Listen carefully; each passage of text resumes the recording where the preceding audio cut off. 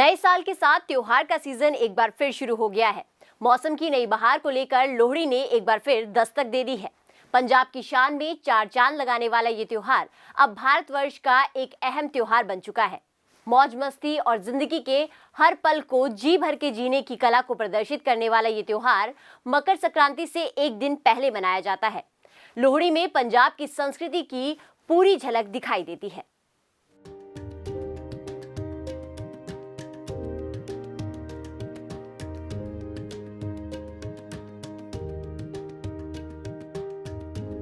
हर साल देश भर में मकर संक्रांति के एक दिन पहले लोहड़ी का त्योहार मनाया जाता है। लोहड़ी की धूम सबसे ज्यादा पंजाब और हरियाणा में देखने को मिलती है, क्योंकि ये पंजाबियों का मुख्य त्योहार है। लोहड़ी के दिन अग्नि में तिल, गुड़, गचक, रेवड़ी और मूंगफली चढ़ाई जाती है। इस दिन अग्नि के चारों ओर नवविवाहित जोड़ा आहुति देते हुए चक्कर लगाकर अपनी सुखी वैवाहिक जीवन की प्रार्थना करते हैं। पारंपरिक तौर पर लोहड़ी फसल की बुआई और उसकी कटाई से जुड़ा एक विशेष त्योहार है।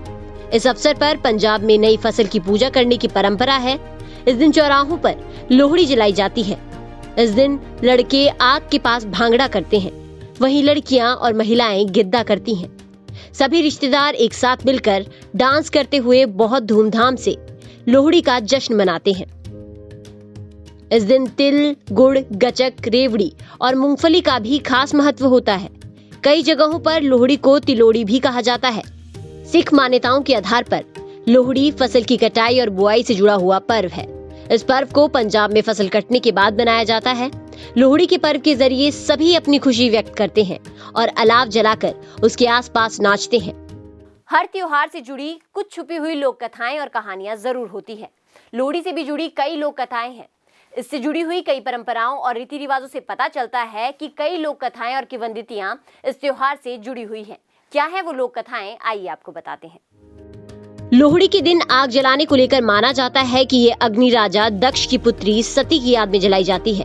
पौराणिक कथा के अनुसार एक बार राजा दक्ष ने यज्ञ करवाया और इसमें अपने दामाद शिव और पुत्री सती को आमंत्रित नहीं किया। इस बात से निराश होकर सती अपने पिता के पास जवाब लेने गई कि उन्होंने शिवजी को यज्ञ में निमंत्रित क्यों नहीं किया। इस बात पर राजा दक्ष ने सती और भगवान शिव की बहुत निंदा की। सती बहुत रोई, उनसे अपने पति का अपमान नहीं देखा गया और उन्होंने उसी यज्ञ में खुद को भस्म कर दिया। सती की मृत्यु का समाचार सुन खुद भगवान शिव ने वीरभद्र को उत्पन्न कर उसके द्वारा यज्ञ का विध्वंस करा दिया। वहीं कुछ लोगों का कहना है कि ये आग पूस की आखिरी रात और माघ की पहली सुबह की कड़क ठंड को कम करने के लिए जलाई जाती है। दूसरी किंवदंती के अनुसार पुराणों के मुताबिक मकर संक्रांति के दिन कंस ने कृष्ण को मारने के लिए लोहिता नामक राक्षसी को गोकुल में भेजा था, जिसे कृष्ण ने खेल खेल में ही मार डाला था। उसी घटना की स्मृति में लोहिता का पावन पर्व मनाया जाता है। सिंधी समाज में भी मकर संक्रांति से एक दिन पूर्व लाल लाही के रूप में इस पर्व को मनाया जाता है। एक लोकप्रिय लोक कथा लोहड़ी को दूल्हा भट्टी की कहानी से जोड़ती है। कई लोहड़ी गीतों का केंद्रीय विषय जो मुगल सम्राट अकबर के शासनकाल के दौरान पंजाब में रहता था। मध्य पूर्व के गुलाम बाजार में हिंदू लड़कियों को जबरन बेचने के लिए ले जाने से बचाने के लिए उन्हें पंजाब में एक नायक के रूप में माना जाता था। जिन लोगों को उन्होंने बचाया उनमें दो लड़कियां सुंदरी और मुंदरी थी, जो धीरे धीरे पंजाब की लोक कथाओं का विषय बन गयी। लोहड़ी समारोह के एक हिस्से के रूप में बच्चे लोहड़ी के पारंपरिक लोकगीतों को गाते हुए घरों में घूमते हैं, जिसमें दूल्हा भट्टी नाम शामिल है। एक व्यक्ति गाता है जबकि अन्य प्रत्येक पंक्ति को जोर से हो के साथ समाप्त करते हैं। एक स्वर में गाया। गीत समाप्त होने के बाद घर के वयस्कों से युवाओं के गायन मंडली को नाश्ता और पैसे देने की उम्मीद की जाती है। लोहड़ी को अलाव के साथ मनाया जाता है। इस शीतकालीन त्योहार के दौरान अलाव जलाना एक प्राचीन परंपरा है। प्राचीन लोगों ने लंबे दिनों की वापसी पर राज करने के लिए अलाव जलाया। ये एक अत्यंत प्राचीन परंपरा है। News desk, real flavour news. आज लोहड़ी उत्तर भारत के साथ साथ पूरे भारतवर्ष में धूमधाम से मनाई जाती है और किसी भी जगह पर इसके उत्साह में कोई कमी नहीं आती। लोहड़ी एक ऐसा पर्व है जिसे एकता का प्रतीक माना जाता है।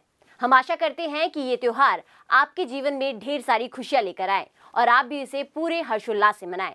हमारी तरफ से आप सभी को लोहड़ी की हार्दिक शुभकामनाएं।